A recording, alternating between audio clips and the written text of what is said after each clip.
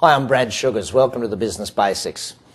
What we're going to look at today is about money flow. How does money actually work and what should be happening with it? Because most people I've met so far really not handling their money well. See, if you think about it, in our lifetime, what's the subject that we should actually spend the most time learning? Relationships. What's the second one? Money. You know, because relationships are going to be the majority of our life. Money is going to be a central theme to our entire life.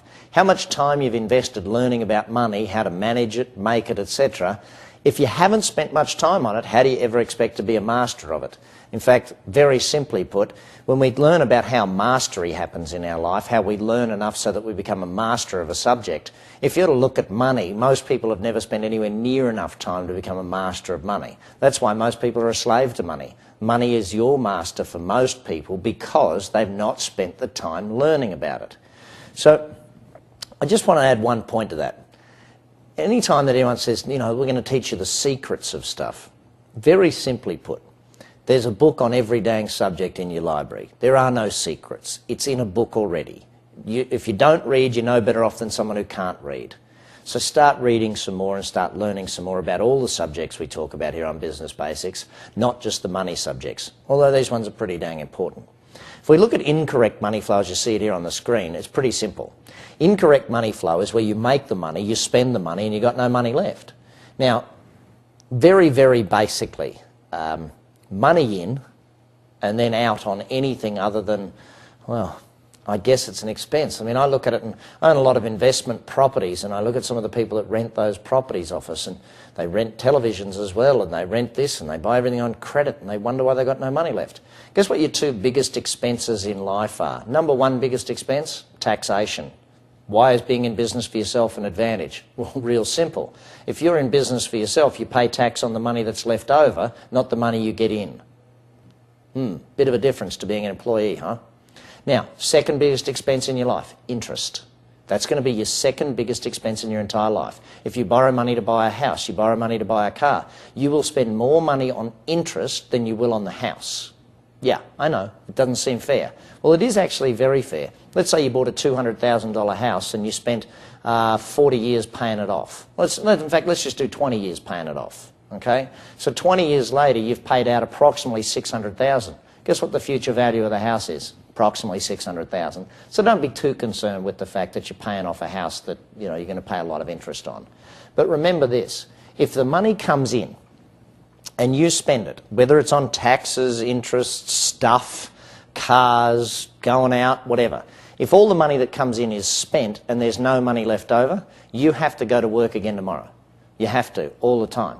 The aim of the game in life is to stop that cycle, It might take a generation in your entire family to stop that cycle. But what if you were the generation that stopped that cycle? Pretty interesting point, wouldn't it? So let's flip it over then. How do we actually get correct money flow? What should we be doing with our money? Well, first and foremost, we make the money. Secondly, we invest the money. And third, we enjoy the money. See, too many people that I meet, they make it, spend it, and then they got none left. If, however, you make it, invest it, then there'll always be more money coming in. I know I've taught it to my kids since they were 2 years old. They have to go to the bank every Thursday to invest their money, and then they get more money. You don't invest, you don't get any more. Too many business people and too many employees as well spend every dollar they get. In your business as well as in your personal life. If in your business your money isn't being invested building a bigger business, in other words, building a better product range, building more customers, building more whatever it is, you've got to keep growing or the business is dying. We make the money, we invest the money, and then we spend the money. Okay? Now, I have a simple ring, churn before you burn. Invest it, and then live off of your investments. Now, when you first start out in life, and I'm sure you've seen the books, you know, George S. Clason wrote it in The Richest Man in Babylon, where you save 10%, invest 10%, and tithe 10%. You know, I know you've heard this story before. I know you've been told that you've got to invest 10%, save 10%, and tithe 10%. But what is it that happens with human beings that they don't do that? They increase their living capability. See, I'm sure that 10 years ago you lived on a smaller salary than you have today. Right? Yeah, costs weren't as high, but you also did. So go back to it and start building a future for yourself. Now, when you first start out, it's 10% of your income you start putting away and investing. Ultimately, you'll get it to the other way round, where you're living off of a very small percentage of your income and you're investing a very large percentage. Why? Because the investments are now repeating themselves for you. You know, that critical mass of the investment now becoming in perpetuity. It's a fantastic place to be in, but you've got to start somewhere. So, make it, invest it, then spend it.